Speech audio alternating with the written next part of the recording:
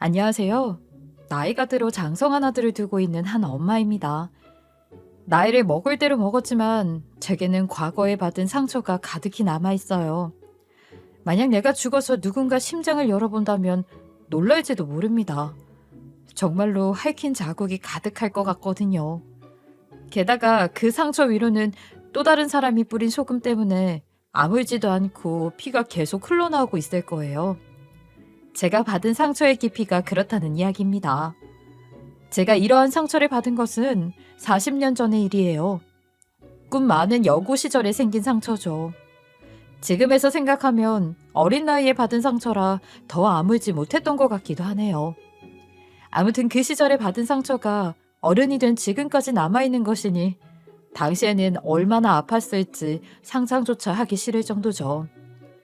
특히나 요즘에는 학교 괴롭힘과 관련한 드라마나 뉴스가 TV에서 많이 나오잖아요. 그런 학교 괴롭힘을 다루는 이야기들을 보면 정말 남의 이야기 같지 않더라고요. 내가 당했던 것들이 생각났으니까요. 그래서 그런 이야기를 보는 내내 울음이 그치질 않고 통곡을 하기도 했죠. 옆에서 나를 지켜보던 아들이 당황하면서 우는 저를 달래는 일도 종종 있었고요. 남편도 집에 와서 우는 나를 보고는 또 그런 이야기를 봤냐고 등을 토닥이면서 달래주곤 했어요. 다른 사람들이 제 이야기를 알게 된다면 왜 그런 일로 우냐고 물어볼 수도 있겠네요. 하지만 저는 상처라는 건 받아들이는 사람에 따라 다를 수 있다고 제게 물어보는 사람들에게 소리칠 것 같아요. 그 정도로 깊은 상처라는 말이죠. 처음에는 제가 이러한 행동을 하는 것을 우리 가족도 이해하지 못했어요. 40년이나 지난 지금까지 그 상처가 나를 괴롭히고 있다는 사실을 아무도 모르고 저만 기억하고 있었으니까요. 그러다 근래에 아들 덕분에 제 이야기를 터놓을 수 있는 사건이 생겼습니다. 아들은 그런 내 이야기를 듣고 나에게 의문을 가지기는커녕 내 편이 되어주겠다며 손을 내밀어준 듬직한 사람이죠. 제 여고 시절의 아픔은 사고 하나로 시작됩니다. 여고 시절 저는 다른 친구들과 같이 부모님의 품 안에서 철없이 크던 말갈량이 딸이었어요. 풍족하지는 않지만 굶고 살지도 않았던 집이었고 부모님의 금술은 동네에 소문이 날 정도로 좋았죠. 너무 행복한 시간을 보냈던 탓일까요? 고통과 슬픔은 한순간에 닥쳐오더군요. 우리 아버지는요, 화물차를 운전하던 사람이었어요. 운송 일을 하다 보면 며칠씩 집을 비우는 날이 종종 있었죠.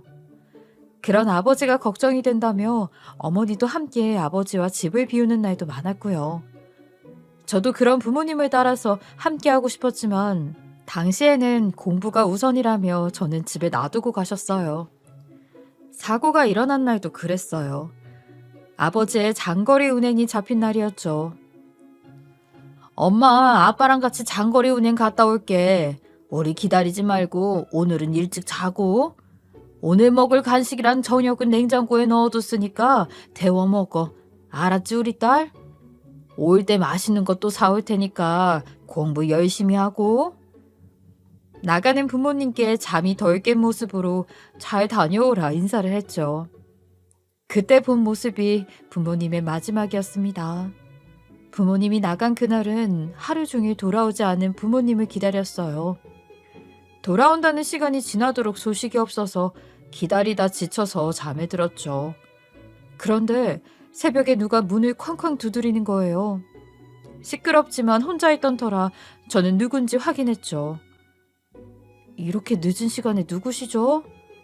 밖에서 들려온 목소리는 굉장히 친숙한 사람이었어요. 바로 제 이모였거든요.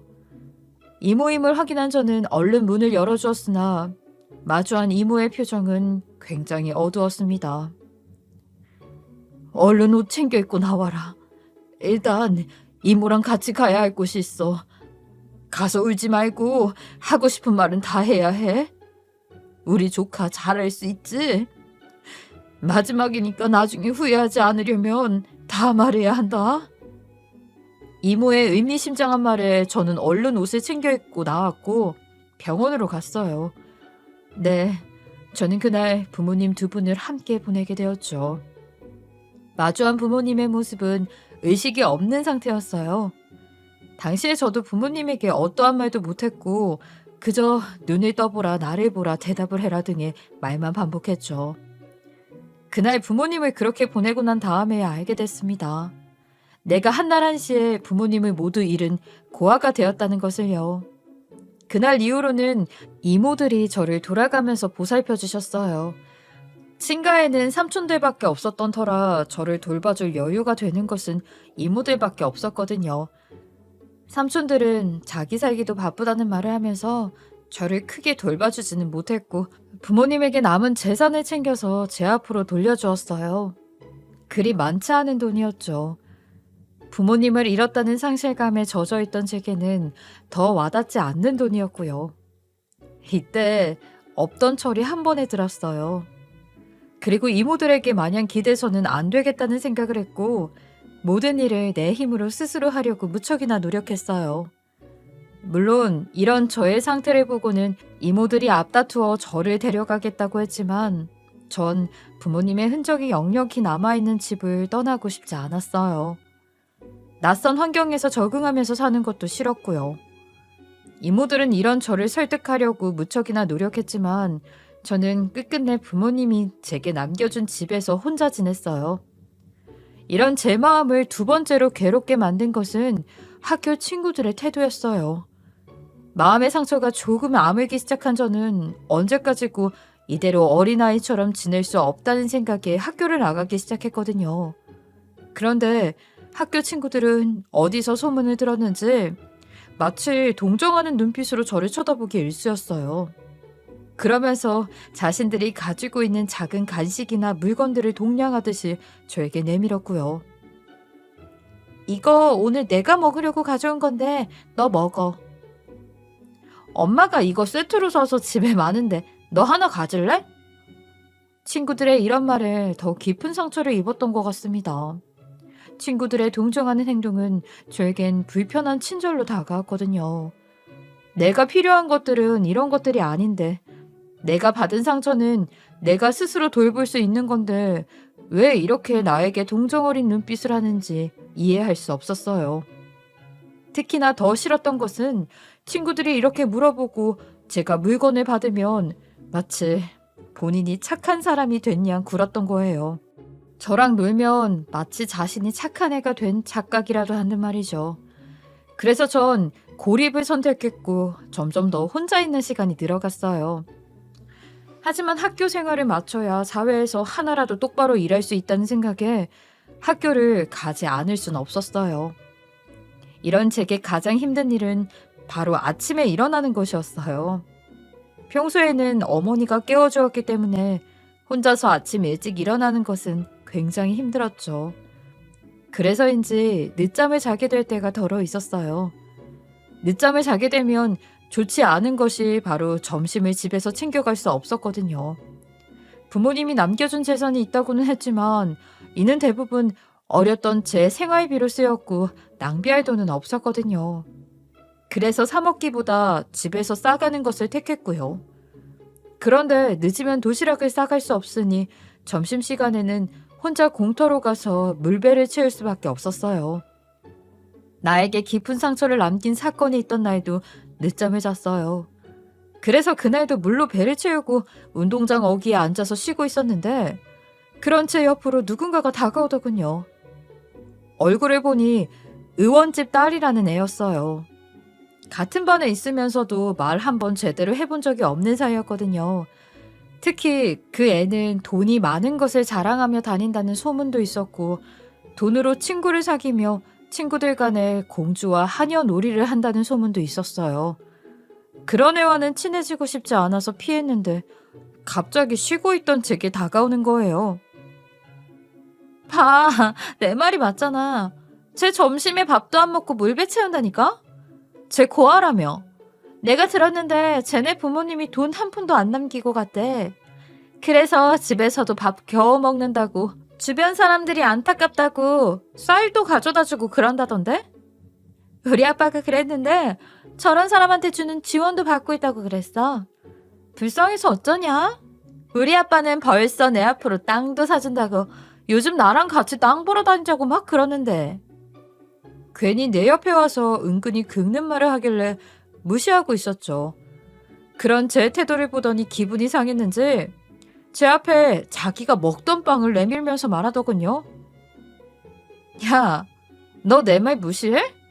이거 먹던 건데 너 줄까? 너 물로 배 채운 거 다 봤거든. 아, 그래도 먹던 건데 좀 그런가? 그럼 내가 빵 사줄게. 그리고 저기 꼴대 보이지? 저기 꼴대 찍고 오면 우유도 같이 세트로 사줄게. 어때? 내가 너보다 더 부자니까 적선하는 겸 사주는 거야. 너 같은 애들 돌보라고 나 같은 사람도 있는 거 아니겠어? 자기가 들고 있는 우유를 흔들면서 세트로 사주겠다는 말에 화가 나더군요. 전 그 우유를 뺏어서 그 애 머리에 부어버리고 싶은 것을 참고 돌아섰죠. 당시에 저는 극도로 신경 쓰는 말이 있었거든요. 바로 부모 없이 커서 그런다는 말이었어요. 내가 잘못을 하나 하면 죄 없는 이모가 괜히 머리를 숙이며 사과하는 것은 싫었거든요. 그래서 절대로 사고치면 안 된다는 생각이 머리에 박혀 있었어요. 그런 내 마음을 알고 있었던 건지 그의 눈에 제가 띄어버린 거죠. 저를 보호할 사람이 없어 보인다는 게 본인에게는 좋은 먹잇감으로 보였던 모양입니다. 처음에는 그런 그의 말을 무시하면서 지냈고 그런 제 태도에 자존심이 상했는지 나중에는 반 애들 앞에서도 저를 보며 구걸하라는 이야기까지 했죠. 야, 엄마 아빠도 없는 고아 주제. 뭘 그리 뻣뻣하게 고개를 쳐들고 다녀? 너 나라에서 주는 지원금으로 학교 다니잖아. 돈도 없는 집에 내가 도움 좀 주겠다는데 그게 그렇게 속상해? 얘들아, 여기 얘 돈도 없으면서 우리들 돈 가지고 학교 다니는데 그게 이렇게 떳떳할 일이니? 우리한테 무릎이라도 꿇으면서 감사합니다 해야 하는 거 아니냐고. 아니다. 이참에 우리한테 구걸이나 좀 해봐. 네가 나랏밥 먹으나 우리한테 구걸해서 사나 똑같은 거 아니야? 우리 아빠가 그랬는데 너희 같은 애들이 많아서 우리나라가 힘들댔어. 아무것도 모르면 그저 우리들한테 감사합니다 인사하고 다니라고. 알겠어? 이 거지야. 부모가 없는 사실도 마음이 아픈데 내가 나라에서 받는 지원금이 있다고 돈이 없는 거지라고 놀리는 말에 정말 화를 참고 싶지 않았어요. 하지만 사고를 일으키면 이모가 와야 하고 그런 이모의 고개를 숙이게 만들고 싶지 않았으니 참고 참아야 했죠. 심지어 제가 나라에서 지원금을 받는 사람도 아니었고요. 거짓으로 저를 고아에 거렁뱅이를 만드는 그 애의 행동이 제게는 큰 상처로 남게 되었어요. 또 나를 괴롭힐 때마다 그런 그 애 앞에서 주먹을 쥐고 얼마나 참았는지 몰라요. 속을 상하게 하는 날이면 화를 삼키느라 꾹 물었던 이가 아플 정도였죠. 그런 날이 제게 졸업할 때까지 계속되었고 40년이 지난 지금도 그 애와 같은 이름이 보이면 화가 치밀어 올랐어요. 간혹 드라마에서 같은 이름을 발견하면 보다가도 경기를 일으킬 정도였으니까요.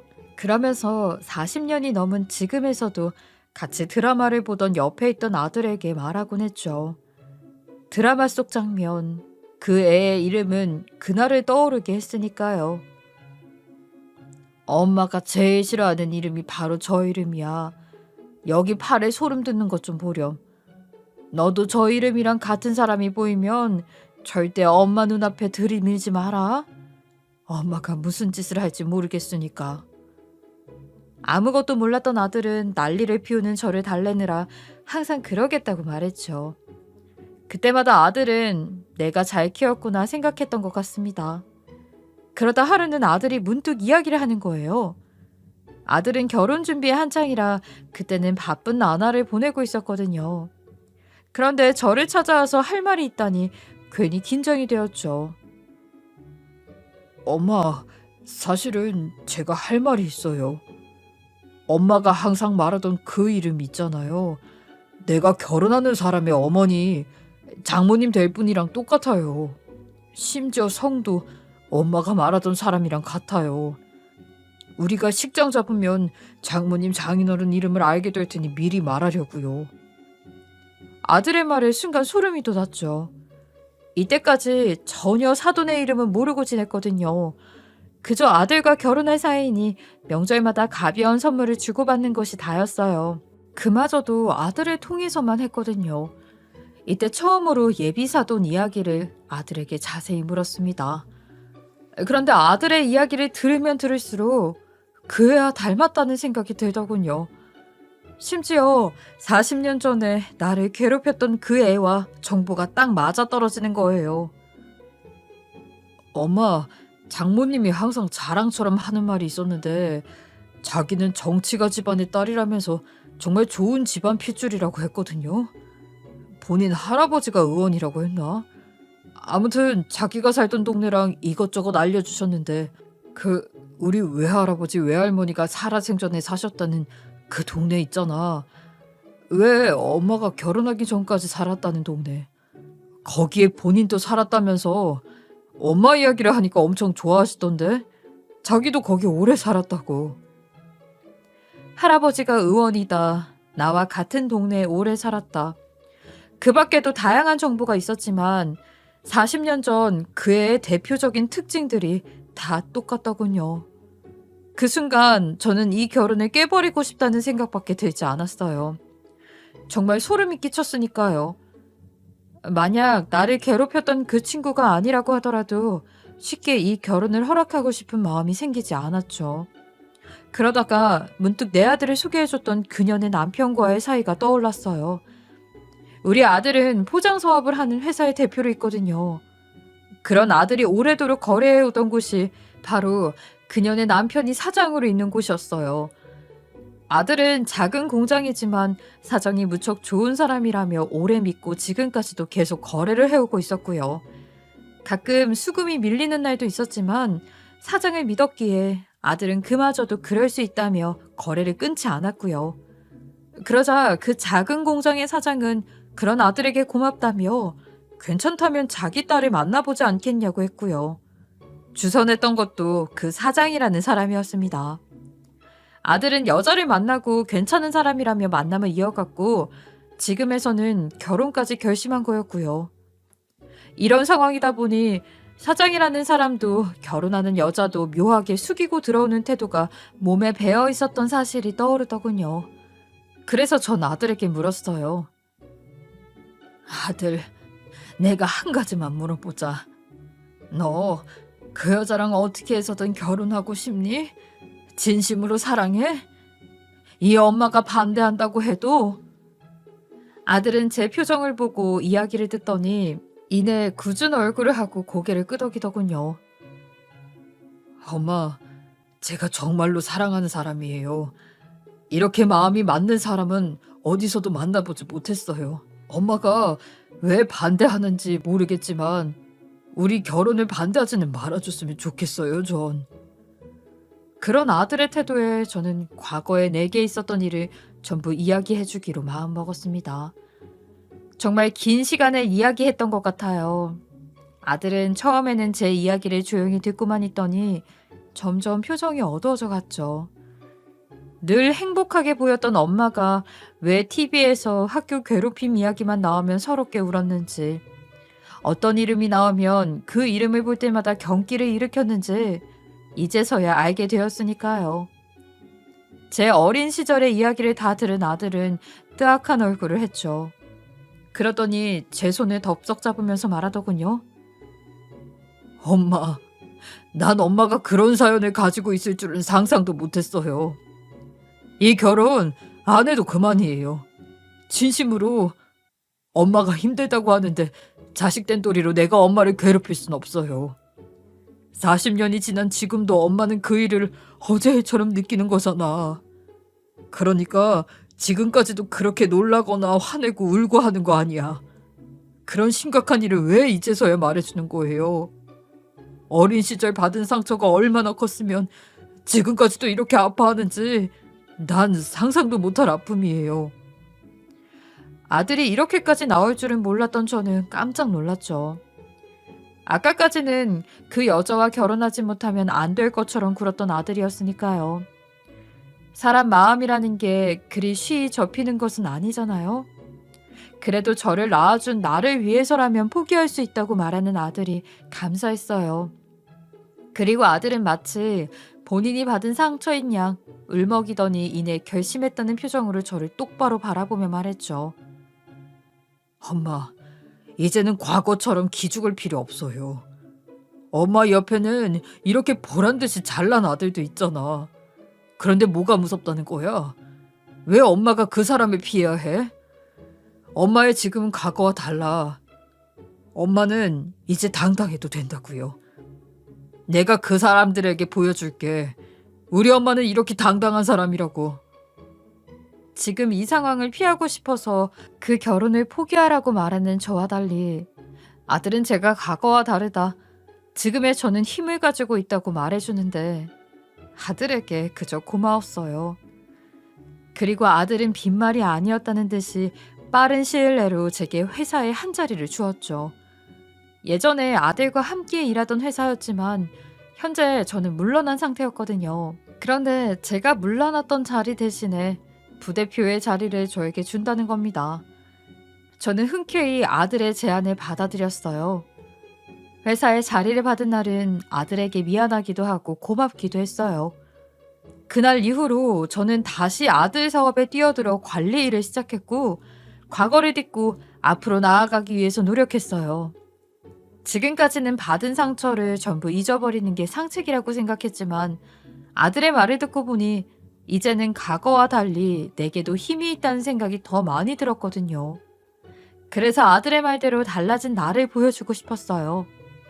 아들은 저에게 생산관리 일을 전적으로 맡겨주었어요. 제가 받았던 상처를 알게 된 이후로는 본인이 더 일을 간 느낌이었어요. 그런 아들을 보면서 저도 이 기회에 더욱 높은 자리에 서 있는 저를 보여줘야겠다는 일념으로 무척이나 노력했어요. 과거에 회사를 다녔던 경력을 토대로 아들이 내어준 자리에서 제 노력은 빛을 발했죠. 아들은 대표의 자리에 있었지만 모든 것을 전부 본인이 관리할 수 없었기에 신경 쓰지 못한 부분도 덜어 있었거든요. 그런 빈틈이 제 눈에 보였고 이것들을 하나씩 메워가니 회사는 더욱 성장하고 있더군요. 제가 생산 관리를 맡고 얼마 지나지 않아 회사의 수익은 제법 오르게 되었고 아들은 돈을 떠나서 제가 다시금 이뤄낸 성장들을 더 기뻐했어요. 그리고 저만큼 일하는 사람은 어디에도 찾기 힘들다며 제 적성은 이렇게 나와서 대표로서 회사를 관리하는 것이라며 저를 또 북돋아 주었죠. 또 이런 저를 힘내게 했던 것은 복수의 시간이었어요. 제가 가진 힘이나 능력이 높으면 높을수록 상대에게 큰 상처를 입힐 수 있다는 생각이 들었거든요. 과거에 내가 그 애의 집안이나 돈에 당했던 것처럼요. 그래서 일에 더욱 몰두할 수 있었는지도 모르겠네요. 이렇게 회사를 관리한 지 몇 달쯤이 되었을 쯤이었어요. 이제 얼마 뒤면 고대하던 상견례 날이었죠. 회사의 큰 성장에 기여하고 떳떳하게 한 자리를 차지한 나였지만 긴장으로 몇 배는 더 떨린 상태였어요. 그때 저를 괴롭혔던 그 애를 마주하게 될지도 모른다는 사실이 저를 더 긴장하게 만들었어요. 그런 제 상태를 보더니 아들은 제 손을 꾹 잡아주면서 말하더군요. 엄마, 내가 저번에도 말했죠. 나 이 결혼 굳이 안 해도 괜찮아. 정말 좋은 여자였지만 엄마가 절대 반대한다고 하면 다시 다른 사람을 찾으면 돼요. 그러니까 너무 긴장하지 말고 엄마가 과거에 못했던 말들, 행동 모두 하고 싶은 대로만 하세요. 엄마 회사 다니고 나서는 표정이 과거보다 더 살아난 것 아세요? 엄마 대단한 사람이라니까. 그러니까 너무 긴장하지 말고 뒤에는 내가 항상 서 있다는 것도 잊지 말고요. 아들은 제게 하고 싶은 대로 하라며 만약 상황이 여의치 않아 결혼이 잘못된다고 하더라도 본인이 다 감수하겠다고 말해주는데 너무나 고마웠어요. 이런 자식이 내게 찾아왔다는 사실만으로도 정말 기뻤죠. 그렇게 몇 분을 기다렸을까요? 닫힌 문이 열리고 들어오는 얼굴은 역시나 그 애였습니다. 서로 늙어서 얼굴은 많이 변했겠지만 과거에 있던 그 애의 흔적은 예비사돈이라는 여자의 얼굴에 고스란히 남아있었어요. 40년 만에 날 괴롭혔던 소름 돋는 얼굴을 보는 순간 화가 치밀었지만 잠시 눌러 담았어요. 그런 제 마음도 모른 채 그것은 사돈 역할에 충실하게 수줍은 듯이 애써 웃는 표정을 지으며 자리에 앉더군요. 돈이라면 남아도는 것처럼 굴던 그 애였지만 세월을 이길 수는 없었는지 독하고 못된 주름이 얼굴에 그득했어요. 저는 한참을 그 애에게서 눈을 떼지 못했어요. 앉아있던 그 애는 제가 유심히 저를 지켜보자 내 얼굴을 보고는 고개를 갸웃하더군요. 마치 어디서 본 얼굴이기는 한데 못 알아보는 것처럼요. 역시나 가해자들은 자신이 저지른 일들을 금방 잊어버린다더니 피해자인 저를 기억하지 못하는 듯했어요. 상견례인 만큼 예의를 지키느라 잠시 서 있던 저는 앉기 전에 빛바랜 사진부터 한 장을 꺼내서 식탁 위에 놓았죠. 우리 상견례를 시작하기 전에 해결해야 할 것이 있지 않나요? 사돈 뗄 사람? 우리 사이에 아직 정리하지 못한 이야기가 있는 것 같은데 이번에 이렇게 보게 되었으니 이것부터 정리하고 본론으로 들어가죠.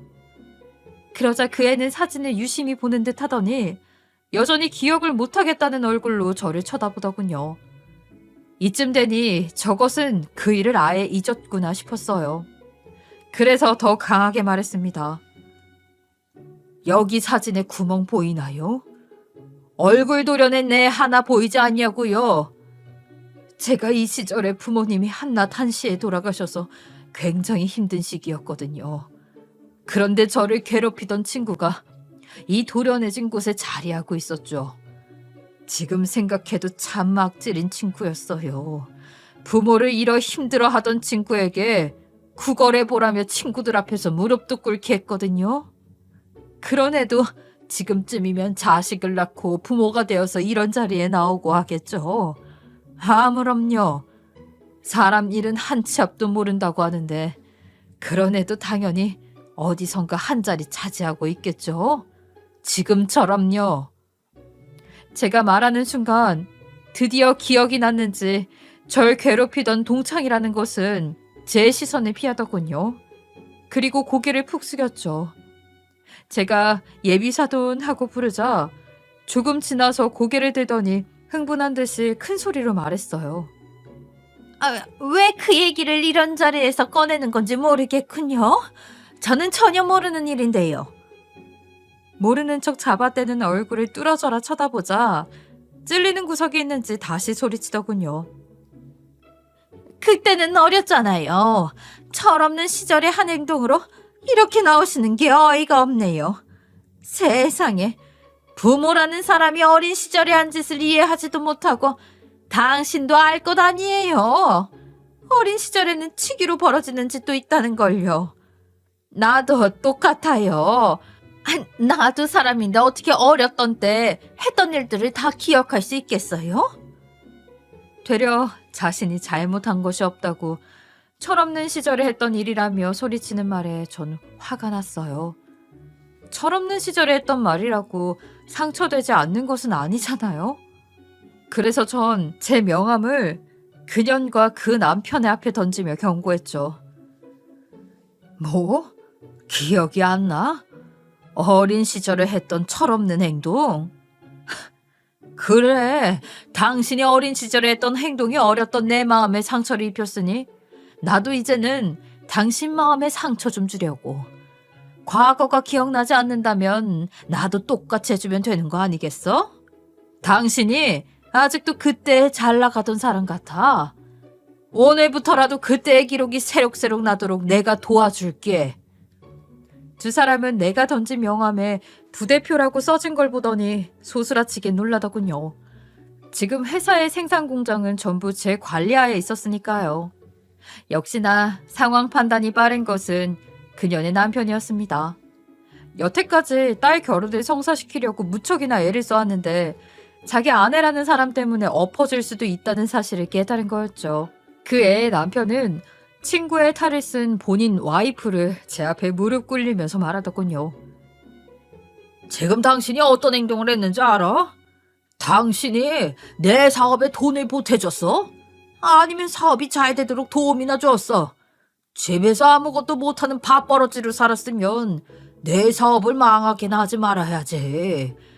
과거에 자기가 잘났다고 그렇게 소리칠 때부터 내가 알아봤다. 얼른 이분에게 사과해. 무릎을 꿇어서라도 빌어란 말이야. 당신 때문에 내 자식도 공장도 끝나게 생겼다고. 당장 사죄드리지 못해? 아니면 여기서 한 대 혼나볼래? 그러면 제대로 정신이 들겠어? 당장 똑바로 사과해. 그렇게 말하면서 자신의 아내인 그 애의 고개를 숙이면서 더러 미안하다고 이런 사람인지 몰랐다며 사과를 하면서 그 애에게 다시 말하더군요. 당신 지금 그게 사람으로서 할 말이야? 뭐? 철없는 어린 시절의 이야기라고? 내가 사람을 한참을 잘못 봤지. 이런 사람이랑 내가 수십 년을 함께 살았다니. 철없던 시절이라고 이야기해서 넘어갈 상황으로 보여? 지금 이 상황에? 내가 들어도 어이가 없는 이 상황에. 너 똑바로 사과하고 네 선에서 알아서 정리해. 그렇지 못하면 집에서 쫓겨날 줄 알아? 그나마 사돈어른이 될 사람은 제대로 정신이 박힌 사람이었죠. 본인이 듣기에도 절 괴롭힌 사실에서 그저 벗어나려고 하는 그 애의 행동이 이해가 가지 않았던 모양이에요. 그래서 저도 그 애에게 말했죠. 네가 쉽게 넘어가자고 한다면 나도 그래줄 거야. 대신 이 결혼도 너희 남편의 사업에서도 나는 손을 빼겠어. 이 모든 상황은 내 아들도 다 허락했으니까 알면 제대로 나한테 사죄해. 내 강경한 태도에 더 이상 빠져나갈 구석은 없다 싶었는지 사과를 하려고 했지만 차마 입 밖으로 사과의 말을 내뱉기 싫었던 건지 머뭇거리고 있었어요. 그래서 저는 아들의 손을 잡고 상견례장에 나가려고 했어요. 애초에 남편은 이 자리에 오지도 않았으니 아들과 저만 자리를 뜨면 이 상견례는 파하는 거였죠. 제가 나가려고 하자 오히려 며느리가 될 아이가 제 앞에 털썩 무릎을 꿇으면서 자신의 엄마를 용서해달라고 빌더군요. 그래서 저는 그년을 바라보면서 눈빛을 말했어요. 네 딸이 이렇게까지 하는데 너는 뭐 하냐고 말이죠. 그러자 걔도 자식을 가진 부모였는지 제 앞에까지 와서 무릎을 꿇고 사과를 하더군요. 그래, 내가 미안해. 정말 미안해. 잊으려고 했던 것은 아닌데 너라는 걸 첫눈에 알아보지는 못해서 당황했었나 봐. 내가 정말 몹쓸 년이지. 네가 이렇게 하는 거 나 당해도 싸다. 그래도 우리 애들 결혼까지는 손대지 말아줘. 남편의 사업도 나와는 전혀 관계없는 일이잖아. 그러니까 우리 일은 우리 선에서 해결하자. 내가 다 감수할게. 네가 하라는 건 모두 내가 다 감수할 테니까 우리끼리 해결하자. 어? 말을 하면서 눈물을 뚝뚝 흘리는데 마치 제가 괴롭히는 것 같아서 마음이 언짢더군요. 이제는 마치 제가 괴롭히는 사람의 입장이 된 것만 같아서 마음이 좋지는 않았어요. 콧물까지 흘리며 우는 사람에게 제가 뭐라고 하기에는 그만큼 악한 사람이 아니었기에 옆에 있던 휴지를 바닥으로 던져주며 말했습니다. 왜? 이제야 기억이 떠오르나 봐? 그렇게 눈물 짜낸다고 해서 누가 마음이라도 아프대? 여기 콧물이랑 눈물 좀 닦아. 난 네가 나를 잊었다고 하니 굉장히 섭섭했다. 지금까지 내가 살아오면서 너랑 같은 이름만 봐도 얼마나 소름이 끼쳤는지 아니? 오죽하면 학교 괴롭힘이라는 장면만 봐도 눈물이 나거나 경기를 일으켰어. 지금 이렇게 당해보니 어때? 이제 우리 이야기가 옛날 일처럼 생각되지 않아? 맞아. 그건 옛날 일이 아니야. 당장 내일부터는 네 딸의 결혼, 남편의 사업이 문을 닫게 해줄 현재의 사건이지. 그러게 돈 많다고 으스대지 말고 잘 좀 살지 그랬니? 사람 일은 아무도 모른다는데 오늘의 나랑 네가 이렇게 될지 누가 알았겠어. 안 그래? 전 이 말을 끝으로 우선 상견례는 미루기로 했어요. 아들도 제가 흥분한 상태라는 것을 눈치챘는지 별말 없이 그러겠다고 했고요. 처음에는 아들이 결혼을 포기해도 된다고 했지만 사람 인생이라는 게 살면서 마음 맞는 사람 찾기도 어렵잖아요. 그런 아들의 결혼을 저도 포기하게 만들고 싶지 않았고요. 아들은 제 마음을 아는지 모르는지 결혼 안 해도 된다는 말만 제 옆에서 계속했어요. 그렇게 시간이 지나서 또다시 상견례 날을 잡았고, 이때는 우리 남편을 포함한 모두가 한자리에 모였어요. 그리고 여타 다른 상견례와 다르지 않게 진행이 되었죠. 저를 괴롭혔던 동창이라는 년은 상견례 장소에서 저와 눈도 마주치지 못했어요. 과거의 내 모습처럼 비굴하게 애써 웃으면서 상견례가 끝날 때까지 있었죠. 저도 그런 모습을 굳이 나무라진 않았어요. 어차피 해야 할 결혼이니 우선 이 상황은 받아들이기로 했으니까요. 이후 아들은 원래 일정대로 결혼을 진행했고, 결혼식장에서는 저를 괴롭혔던 과거의 인사들이 많이 보이더군요. 그래도 딴에는 그 시절 자기 옆에 있던 사람들과 잘 지냈는지 신부 측 사람들로 결혼식장을 방문했더라고요. 저를 기억하는 친구들도 있었지만 쉽게 다가오지는 않았어요. 저는 아들의 어머니로 식장에 자리하고 있었으니까요. 서로 눈치 보면서 절 괴롭힌 예비 사돈, 아니 이제는 사돈이 된 그의 옆에서 뭐라고 이야기를 하는 듯 했지만 좋은 이야기는 아니었는지 눈을 찌푸리고 다시 본인들의 자리로 가서 앉았고요. 저는 그런 그들의 행동을 다 봤으면서도 모른 척하고 자리를 지켰어요. 그리고 식이 끝나자마자 얼른 남편과 함께 자리를 떴고요. 남편과 저는 아들의 결혼식에 사람을 많이 부르지 않았거든요. 사업을 하는 아들의 친구 혹은 사업 관계자가 더 많이 오길 바랬으니까요. 그래서 일찍 자리를 떠도 별 상관이 없었어요. 아들은 이후로 신혼여행을 다녀왔고 그 사이에는 별다른 일이 없었어요. 저는 아들이 없는 빈자리를 채우기 위해서 회사로 출근해서 일을 했고, 아들은 간간히 전화를 걸어 사업에 대한 이야기만 나눴어요. 여행에서 돌아온 아들은 곧장 우리 집으로 왔고, 며느리는 잠시 자신의 본가에 들리고 온다고 하더군요. 보통은 함께 다녀올 텐데 아들의 화는 아직도 풀리지 않은 모양입니다. 그렇게 뒤이어온 며느리에게 선물을 받았지만 저는 사돈의 모습이 덜어 남아있는 며느리가 처음엔 그리 좋게 받아들여지지가 않아 힘이 들었어요. 하는 행동은 그 애와 달랐지만 외형이 딸이라서 그런지 비슷했으니까요. 시집살이를 시키지는 않았지만 제 무관심한 태도가 본인에게는 시집살이로 느껴질 순 있었겠네요. 그래도 아들의 부인인 만큼 선은 지키려고 무던히 노력 중입니다. 역시나 동창이었던 사돈도 제가 본인 딸 시집살이를 시킬까봐 두려웠는지 얼마나 눈치를 보며 제 딸 손에 뭘 자꾸만 보내오더라고요. 그리고 한 달에 한 번씩 문자로 연락이 와요. 많이 반성하고 있다고, 죄송하다고요. 본인도 이제야 딸을 시집 보내고 더 사무치게 후회를 한다며 용서는 바라지도 않으니 제발 본인 딸은 미워하지 말아달라고요. 잘못은 본인이 했지 본인 딸은 아무런 잘못이 없지 않느냐고요. 아들에게 들어보니 장모님이 그렇게 잘 해준다고 하더군요. 사위는 백년 손님이라며 뭐 하나 시키는 거 없이 앉아만 있게 하고 본인 딸이 잘못하면 대신 혼도 내주고 한다고 해요. 사위 대접 톡톡히 잘 받고 있다고 걱정 말라고 하더라고요. 비록 과거의 아픈 상처로 인연을 맺게 되었지만 저도 나름대로 극복을 해보려고 합니다. 전 저를 괴롭혔던 그 애에게 알려주고 싶었어요. 대를 거쳐서라도 인과응보라는 것은 꼭 있다는 것을요. 우리 이야기를 들으면 알겠지만 정말 사람 일은 알 수 없는 거잖아요.